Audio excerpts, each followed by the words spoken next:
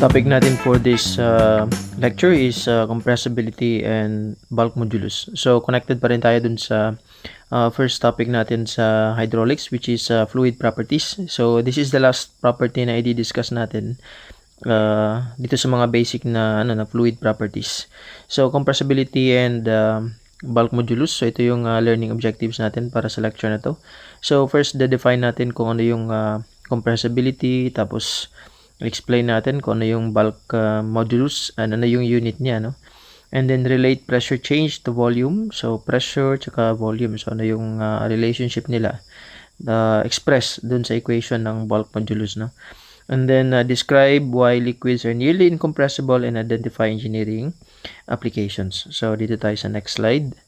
Ano yung compressibility, no? So compressibility is the ability of a substance to decrease in volume when pressure increases. So pag nag-apply ka ng pressure force per unit area, nagdi-decrease yung volume. Kaya lang magkaiba yung behavior ng gases and liquids, no? Kapag nag-apply ng pressure. For liquids, only slightly compressible. So konting konting change lang ng volume yung nangyayari kahit na mag-apply ka ng sobrang laking pressure. Kaya yung mga liquids, kino-consider sila as slightly compressible lang. Ibig sabihin, mas incompressible sila. And in most cases, kapag nagdi-deal tayo ng water sa hydraulics, tinitreat talaga natin ang water as incompressible. No? So, incompressible, yan, incompressible. Ibig sabihin nun, pag incompressible, walang change yung volume. And then, since meron tayong tinatawag na law of conservation of mass, so therefore, constant din yung mass natin, no? Kasi hindi naman nagbabago yung mass ng isang substance, yung mga fluids. No? So, kung mass ay constant, volume ay constant, ibig sabihin, yung density ng isang fluid, like water, for example, is constant din. So, ang application nito is that kahit saang section ng isang pipe, kunwari, no? Pag may nagpo-flow na water sa isang pipe, constant yung density, so therefore, magiging constant din yung flow niya, no? Yung Q, or yung discharge, or yung flow rate. So, anyway, natin yan, di-discuss natin yan pag andun na tayo sa topic na fluid flow. Pero ito yung talaga yung basic na explanation na bakit tinitreat natin na constant yung flow ng isang fluid flow, lalo na kapag we're dealing with water. No? So, gases are highly compressible. So, ito yun, no? Meron tayong example dito. You have gas and a liquid. So, dito sa liquid, kapag i-press mo ngayon yung ito syringe to, no? Kapag nag-press ka ng syringe, kunwari, papunta dun. So, ito, yung volume na yan, nagko-compress din. So, ito naman, kapag apply ka ng pressure, ganun pa rin yung volume niya. Konting change lang ng volume yung nangyayari. Kaya, less compressible siya. Or, highly incompressible. Compressibility affects pressure transmission and storage. No? Kasi kapag nagko-compress, mamaya sa applications, maano natin. No? Ino-compress mo kasi, so ibig sabihin, may nabubuong pressure dyan sa volume ng fluid. Ito naman, bulk modulus. So, bulk modulus measures fluid's resistance to compression. So, ito yun, yung K. K is the bulk modulus. So, pag titingnan natin dito, we have delta P, which is the change in pressure. Ito naman, change in volume based on the original na volume. So, denominator yan, pwede natin ilipat yan dyan sa taas. So, magiging ganito yung equation natin. So, yung K equals negative V, dP over dV. So, yung negative dito is that symbol lang ito, no?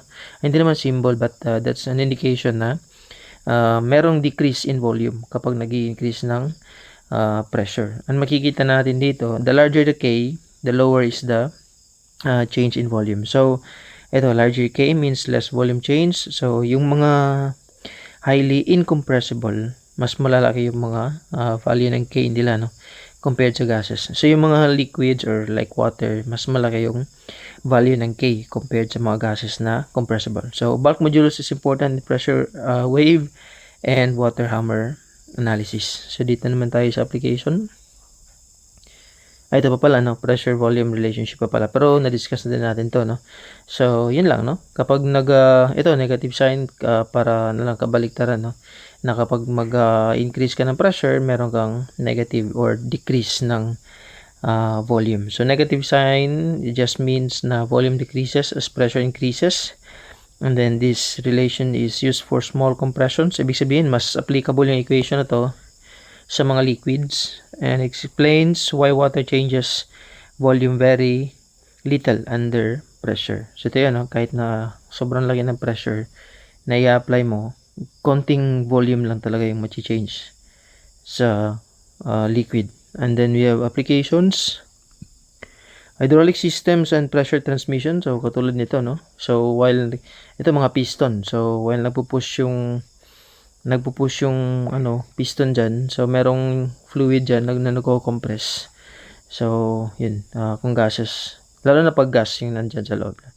Then, water hammer. No? Water hammer and pressure surges and pipes. Pag water hammer kasi bigla mong i-close ito. Bigla mong i-close yung valve. So, ibig sabihin, pag may nagpo-flow na liquid dyan or water, bigla mong isara. So, ibig sabihin, may mako-compress na liquid dyan. No? Kahit na highly incompressible yung water, hindi naman siya totally compressible, no? So, ibig sabihin, meron pa rin change in volume. And then, pag pipe flow, yung assumption kasi ng pipe flow is that flowing full. Ibig sabihin, punong-puno talaga ng liquid yung pipe na yan, no? So, konting change lang nung volume or pressure kasi bigla mong sinara yung valve, may mag-expand dyan. So, pag nag-expand yung pipe, yun yung may tumutunog or may tutunog na part dito sa pipe. Kaya yan yung tinatawag natin na water hammer. So, ganun lang yan. No? So, kahit na highly incompressible yung water, meron pa rin siyang change in volume. So, ito, syempre, no, storage of compressed gases. Kasi pag gas, compressible talaga yung gas. And then, you have geotechnical and groundwater problems under pressure. So, kapag under pressure na groundwater, tinatawag natin dyan, or tawag natin dyan is confined, yung mga confined na aquifer. Yan. So, pag confined aquifer, yan yung mga deep wells. And then, yun yung considered natin as pressurized. So, meron silang pressure. Yung mga unconfined kasi, ito yung mga hindi pressurized. So, ito, kapag nasa sobrang lalim na part ng deep well or aquifer, syempre, compressed yan, no? So, kunwari, nasa pinakailalim ng no? So, ilang meters to? Kunwari, mga more than 100 meters. Nandito yung liquid natin. Ibig sabihin, sobrang laki ng pressure na nagko-compress dito sa fluid natin, sa ating confined aquifer. So, ibig sabihin, kapag nag-tap tayo ng deep well dyan, so, bubutasan natin, biglang aangat yung liquid papunta dun. So, kaya meron tayong mga tinatawag na flowing na wells kasi ang laki ng pressure na nare-release dahil dun nako-compress kasi ng weight ng bato, yung confined aquifer natin. And then, we have high pressure pumping and fluid equipment. So, ganun pa rin, no? Kasi, syempre, nagpapump ka, nagdadagdag ka ng energy, no? So, yun. So, ito yung mga applications. And then, so, ito na yung last na fluid property na isasalin natin dun sa mga, discussion of fluid properties. So, meron tayong density, mass, unit weight, meron tayong surface tension, and then, nag-discuss na din tayo ng viscosity, and then, ito, compressibility. So, i-browse nyo lang yung mga videos natin dito sa playlist natin sa hydraulics, and then meron pa din tayong mga iba pang subjects na naka-playlist din dito. So, may surveying, may mechanics of deformable bodies, may statics, and then may mga shorts on board exam problems or mga sample problems. So, yun lang, check nyo lang yung mga playlist natin, and then again, salamat sa support lagi, and then see you sa mga next na video uploads natin. Thank you.